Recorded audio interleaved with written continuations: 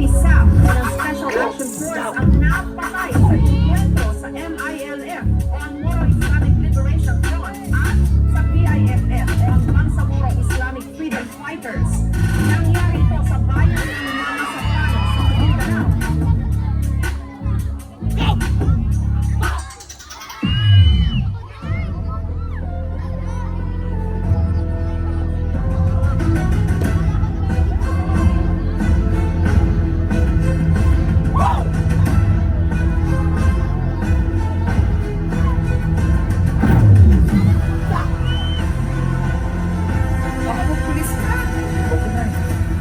Hindi ba yung safe? Mas maparami yan? Nagigiro ako.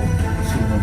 Kung wala akong tutulong, paano? Naalala ngayong araw ang kabayanihan at sa kritisong isinakita ng 44 na biyendo na Special Action Force o sa War sa mga Sabano Encounter sa Mindanao noong 2015.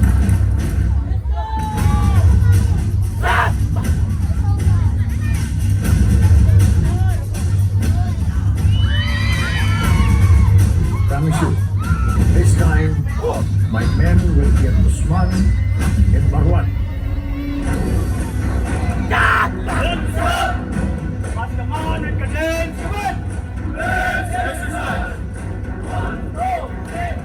Tinimis ni PO3 ang hirap ng buong training, pero hindi sumagising-isip niya ang sumuko kailanman.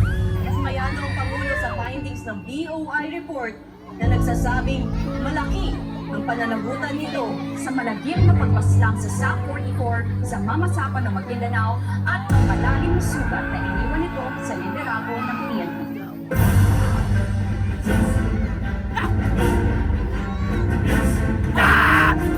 I'm sure you're aware. The sample target practice for the rebels.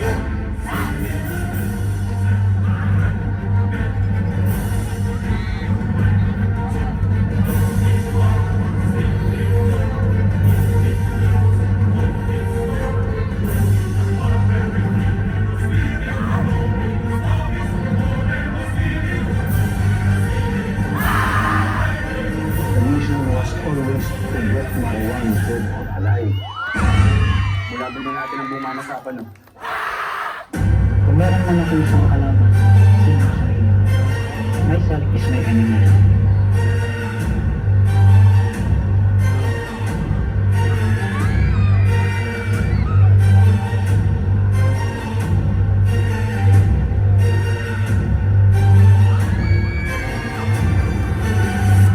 Emergency pindang kami dito sa Malaysia.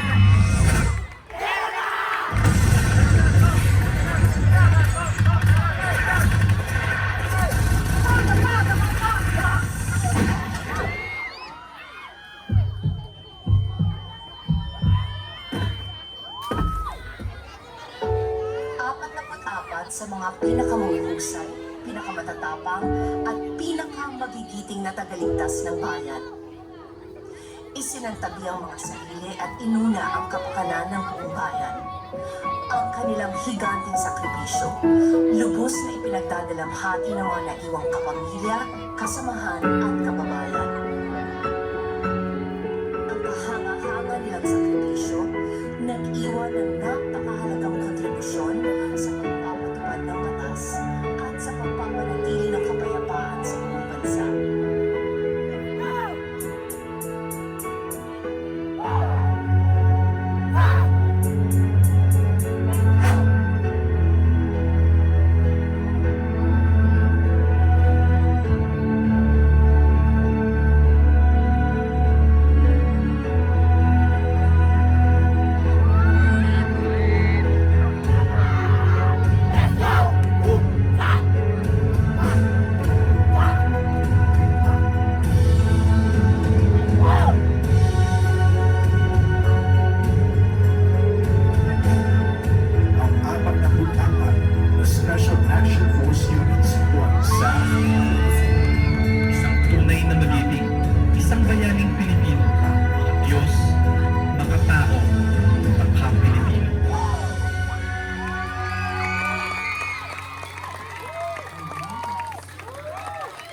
Pagpapakan po natin